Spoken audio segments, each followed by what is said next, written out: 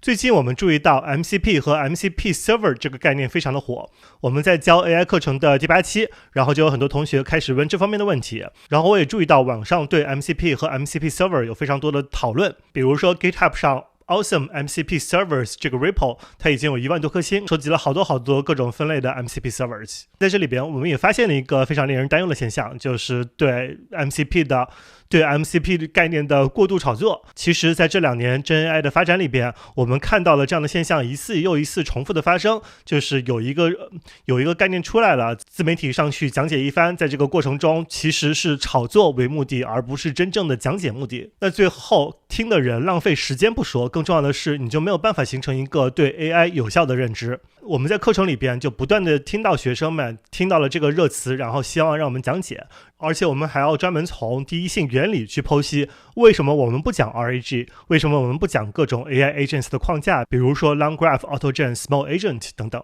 那今天我们又要强调为什么我们不深入讲解 MCP， 但是在那之前我们就需要认识到 MCP 到底是什么东西，它达成什么目的，和为什么在当下它并不是达成这个目的最有效或者最值得学习的东西。那希望这期视频不光可以帮助你把 MCP 给讲透，而且能讲清楚 MCP 所要达成的效果，也就是高效的调用工具这件事情应该怎么做，以及帮助你建立一些第一性原理思考的习惯。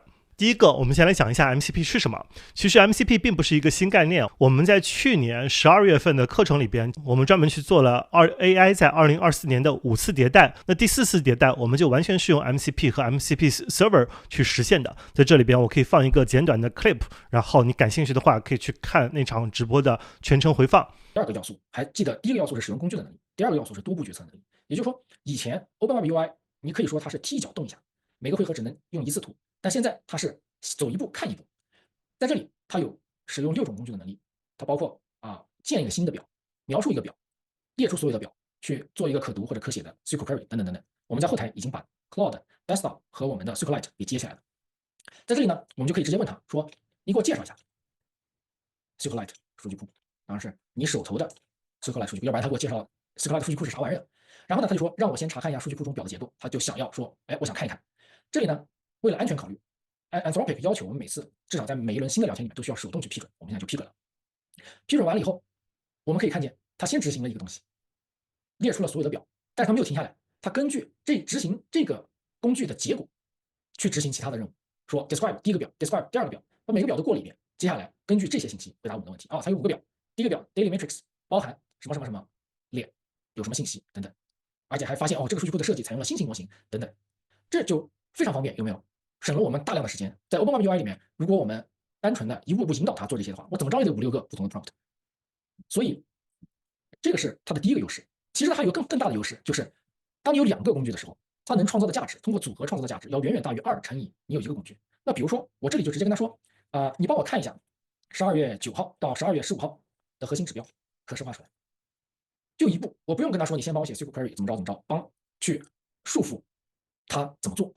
我们现在其实只是这个要求更多的是你去做什么，而不是像 OpenWebUI 里面说你去怎么做。你看他干的事情也非常有意思，他先写了一个 SQL query 出来，跑了一下，发现跑挂了，然后他说抱歉，让我修改查询语句，不需要我们人工介入，直接改了，而且成功了。成功完了以后呢，又写了一个可视化的一样的 HTML， 让我们能够可视化。这个就极大的拓展了我们，不仅简化了我们的工作流程，而且极大拓展了我们的分析深度。比如说他一把就把这些东西拿过来了，而且确实这些销售指标趋势也发现，这为啥有一个尖峰呢？下面我们就可以再进一步问他，你帮我比较一下12月12号和12月13号的销售情况。你看我们现在讲的话是越来越模糊了，已经从以前对 ChatGPT 说话的时候要一步一步讲得非常清楚，变成从 how 逐渐变成了 what。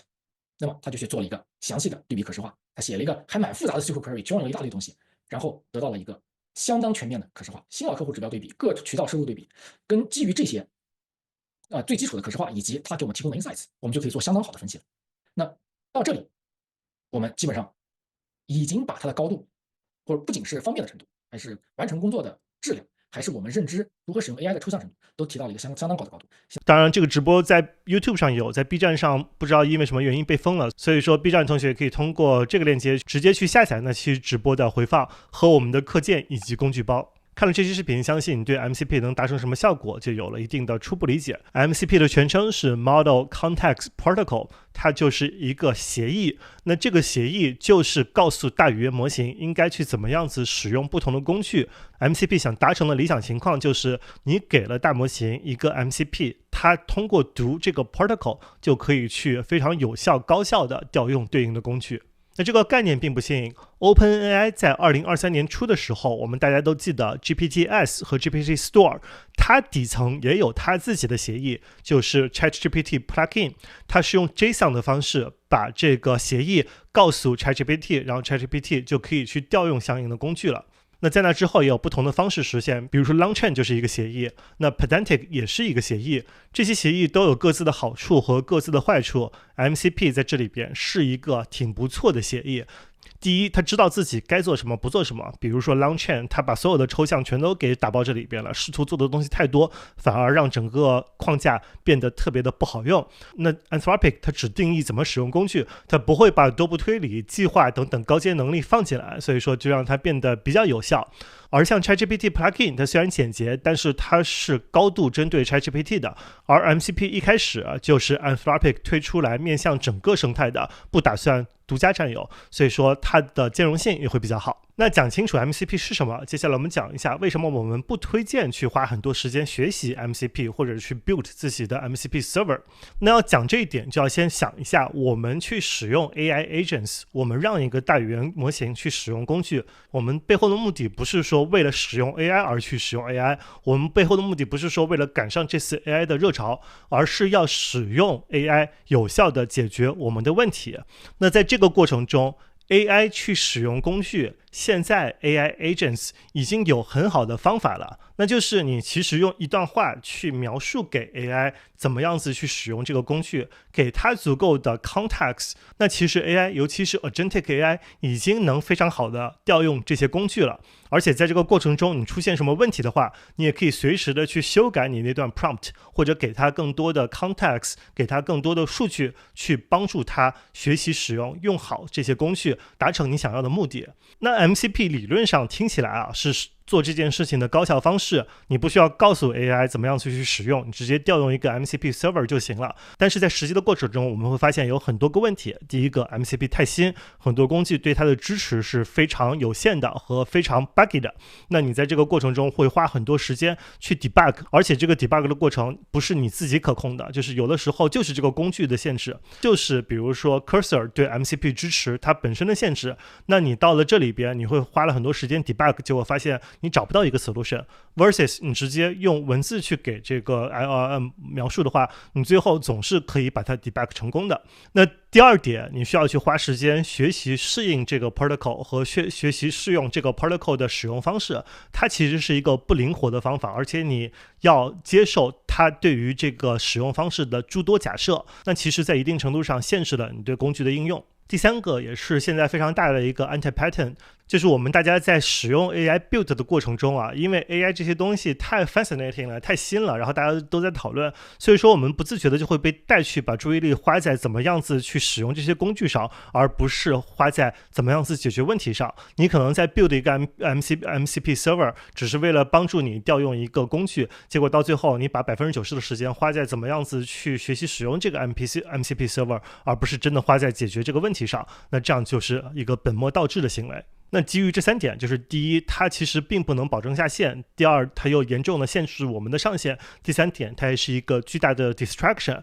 这也就是为什么我们在教课的时候，把更多的注意力花在教同学们怎么样子去用最有效、最第一性原理的方式去使用这现有的 AI agents， 而不是去使用任何的一个 framework， 包括 MCP。第三，我们帮大家反思一下，为什么一个明显不好用的东西，大家会一窝蜂的追逐。尤其我们会发现在这里边一窝蜂追逐的同学，很多都是技术能力很强的同学。就是你技术能力越强，你越有可能去掉进这个陷阱。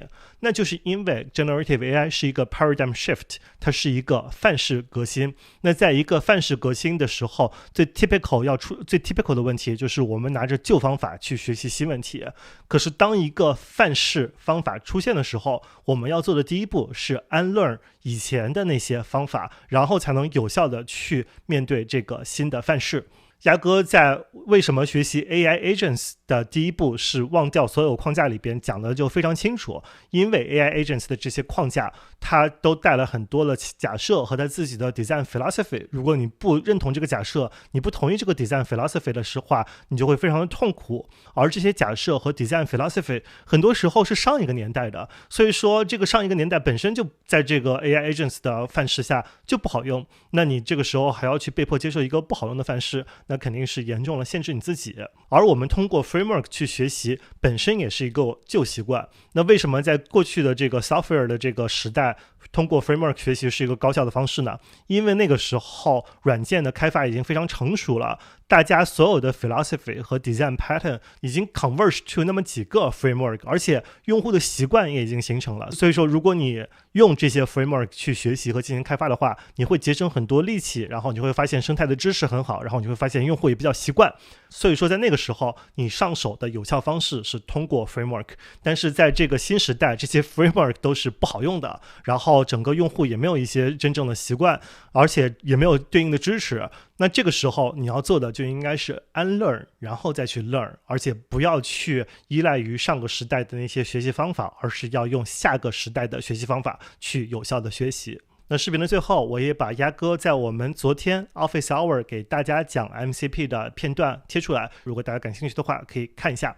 那希望这期视频我和鸭哥就给大家讲清楚了什么是 MCP， 为什么不应该使用 MCP， 和你在新时代应该怎么样子学习 AI 的一些底层原理。这视频就到这儿，我们下期再见，拜拜。I think we also promised to teach MCP server or talk about that. Yeah, that's a very good question. In order to answer this question, we need to think about like why. Why is there such a thing of MCP?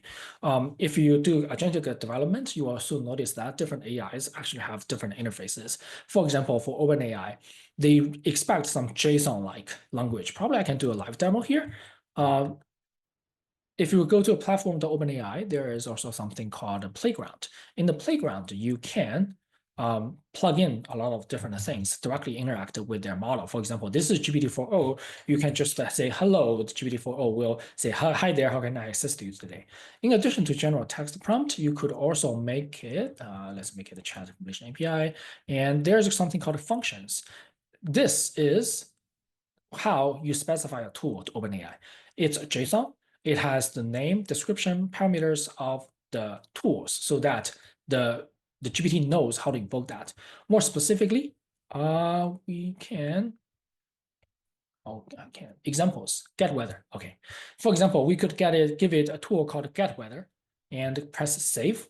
It's nothing more than get the weather from a certain location. And then you can ask it, what's the weather like in Seattle? Then the output it produces it's a special type of message or response. Specifically, it's a function call. It's the name is get weather. It has two parameters, which we described here. It expects to we expect to receive two parameters for the tool, which is called location and unit. And here it is specified location as Seattle WA and unit at Fahrenheit. Then what we will do in the real production is we will call some get weather API, but here we'll skip this step and directly say Seattle is 300 degrees and submit. So, and then the Gen AI will take this and generate some new responses based on that. Temperature 300 Fahrenheit seems unusually high, maybe incorrect. Verify this information. So this is essentially how we build agentic AI. It's that simple. It's nothing more than you give the AI some spec of a tool or a set of tools. Then AI decides which tool to call and which parameter to put in. And then you call the tool for the AI and put back the response. Imagine this could be, say, save some content to a file or run some command, and that's cursor. So this is the general foundation of how you would build an agentic AI. And then the moment you begin trying to build for different AIs, you will find a problem. Here, this is the format for OpenAI. Claude has a different format for like Anthropic. Gemini has an entirely different format as well. So it's really miserable. It's pretty much like the pre-USB pre-USB era, you have all the different kind of ports, PS2 port, Firewire port, all different kinds of ports. And you need to make in order to onboard every new AI, you need to make a new port and new abstraction layer. And that's why people are desperate about having something like MCP. It's a protocol, pretty much like a USB for the standard. And I want to say that MCP is not the earliest or the best. There are a bunch of efforts even before MCP. OpenAI has something called OpenAI plugin. It's a lot like MCP, but it already got killed. It was rolled out like 2 years ago, and people were not really a fan of it because of some limitations. And we also have Pydantic, that famous Python data library. It used some Python decorator, try to encapsulate this abstraction, and in the backend communicate with all different kinds of AIs. We also have some LangChain. LangChain also have its own version of MCP, and Anthropic has MCP. If we step back and think about what would make a library successful in this, we would think about several criteria. It has to be abstract. That's the major motivation, so that I could implement once, run everywhere. That's important. It shouldn't be over abstract, because if you use LangChain or similar LangGraph, you will know over abstraction is a main pain point. If you want to change something, you need to track it down into like 800 different abstract classes and finally figure out where to make the change. And it needs to have some kind of expressiveness, so that you have all the major needs captured by the library and don't need to switch to different libraries for different features. And it also needs to have good debuggability. That's very important, because in the case that your debugging is usually more time consuming compared with development. So that's the important part. If you really take a look at all the current options around those 4 dimensions, you will notice that there are no perfect solution. Like Pydantic, it's easy to debug. It's nothing more than Python, but it's not very general. It's not very expressive. What if I use Node.js? I don't use Python. What shall I do? And ChatGPT's plugin is very closed. It's not open standard that's supported by everyone. That's also its drawback. MCP is like in the sweet spot. It's not over abstracted. It's somehow abstracted. It's expressive, although sometimes it's a bit more too heavy. But it doesn't really have too good debuggability.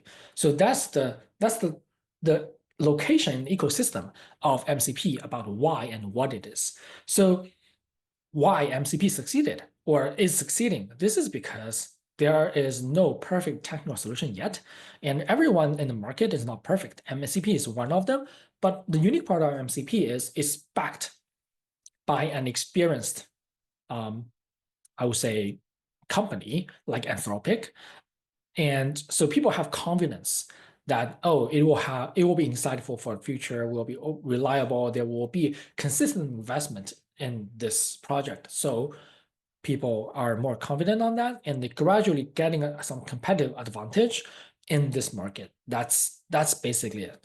But MCP is nothing more than a protocol. When we talk about MCP, it's pretty much like it doesn't really have anything to do with the features. So when we talk about adding some new features to cursor, it could be done by natural language actually.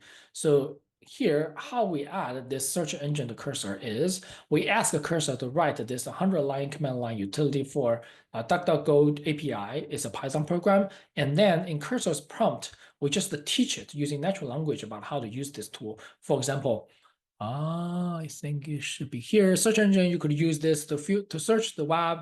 And this is a command line, and this is the example output.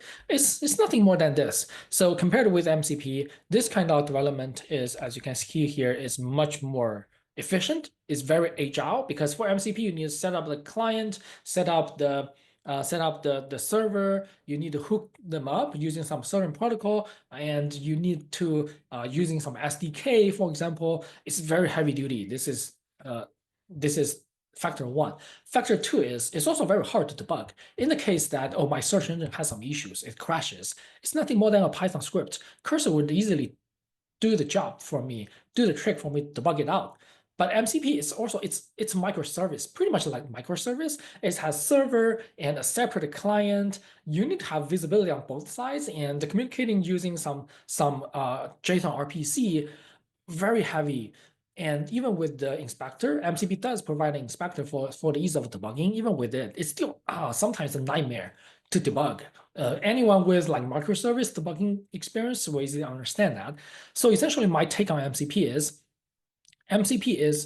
is good for distribution. For example, in Cursor, if you want to use some MCP, you can add it here. It's just a one-liner. Then you get access to some certain tools, but it's not good for development. And here, our approach using natural language and Python scripts are good for fast iteration. You probe the MCP, the MVP, you figure out customer really like it, but it's bad for distribution because you need to ask the users to download this, download that, put it in some certain location. It's troublesome. So my suggestion for Cursor specific is MCP development is agent development is you get you use this kind of command line with natural language to fast iterate. And after you figure out, oh, this is good, I want to distribute it, then use MCP to distribute it. That's my suggestion for Cursor specific. And for MCP per se, it has nothing to do with the actual features. It's just the one potential way or a protocol to ease the distribution. That's my take. All right, and let's take a look at the questions. AI, soft skills, reasoning, tools, hard skills, reading GitHub knowledge, memory information. Yeah, I think YZ already replied that. We also had a quite in-depth discussion in our agentic AI course, which everyone has free access to. MCP is the API spec. We still need to build our own function. Exactly, yes.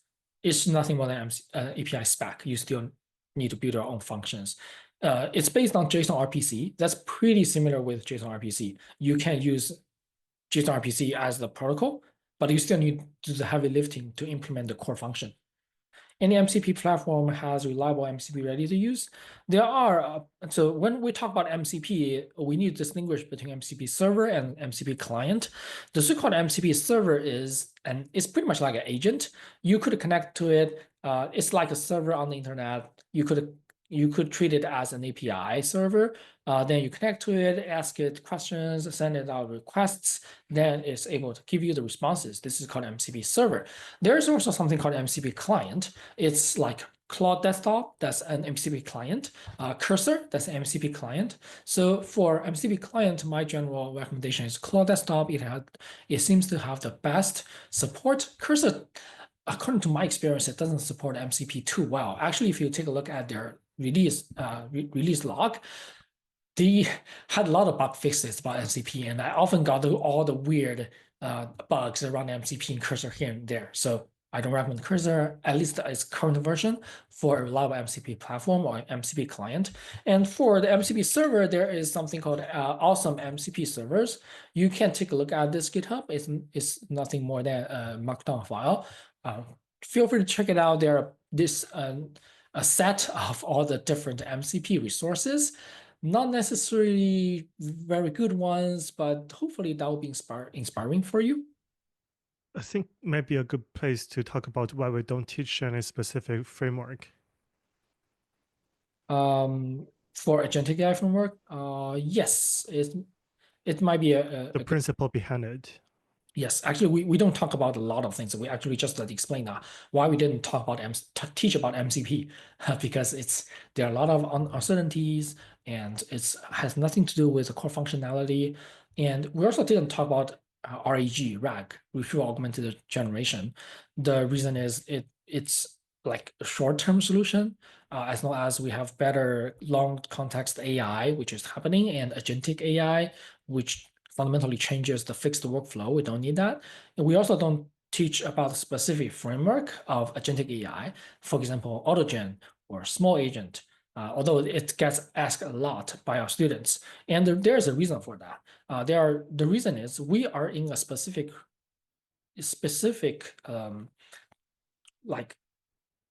time of the agentic AI that's developing too fast. When we talk about adopting some framework, we're we are not only using a set of utility functions, we are trying to adopt its own perspectives. Let's take several examples. For AutoGen from Microsoft, it's a very classical multi-agent framework for building agentic AI.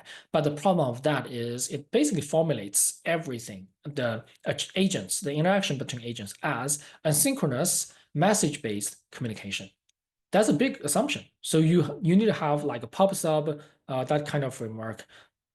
If you really like this kind of framework, like you share this perspective, you believe in this formulation, you will use it very happily. But if you don't like it, it will be very miserable. You will need to have a lot of heavy customization on the library to make it work. Similarly, small agent from Hugging Face assumes that every single agent is a coding agent. If you like it, you believe in it, you will be happy. If you don't believe in it, you will be miserable. And LangChain, LangGraph assumes that everything, like the interaction between agents, could be formulated as a graph. And obviously, it's not true. That's the reason why they invented something like dynamic graph, conditional age, a lot of patches. So if you like their viewpoint, you will be happy. If you don't like it, you will be miserable. So when we use some framework or library, it's more than adopting their functions. It's like adopting their perspective on the future of agentic AI. And now, because agentic AI is developing so fast, it's totally possible that tomorrow there will be a recognition revolution. And we need to shift to another perspective of agentic AI. That's totally possible. In the case that you make too big commitment to a certain perspective, it will be very hard for you to change everything and onboard another platform. Think about if you previously used small agent and you try to onboard, I don't know, LangGraph, how troublesome that is. And so at least in this stage, I think it's more important to keep our flexibility compared with, having the small improvement on the development productivity, especially considering AI assisted development is so popular for now. Having a certain level of library functions probably is not that beneficial for you. That's the inherent logic of why we didn't teach all of this. Probably in a few years we can teach so, but now it's not a good timing. And I want to call out the unlearn, right? In the first session, we talk about the paradigm shift. It's not because paradigm shift is cool, but there are certain challenges in paradigm shift, especially for people who have development experiences, to unlearn, right? To remove, like, what do you think is the best practices? Like going to a framework is a typical kind of best practice when you were learning the last generation programming or development, and you naturally assume that is the best way to learn generative AI. You have to challenge that assumption and really go back to the first principles and think about why you learned framework in the first place. Does that still apply in the age of AI? We are giving you the answer by saying, it doesn't matter, but that is our opinion. So develop your own opinion and apply your own critical thinking. And but I do want to call out that we have to unlearn a lot of things. Yan summarized this as being flexible, but I think the unlearn comes before that because Yan already unlearned a lot of things. He has the habit of thinking from the first principle, but most of us do not. So we have to remember that we have to, challenge the best practices. Yeah, that's a good call. I really like the unlearn perspective.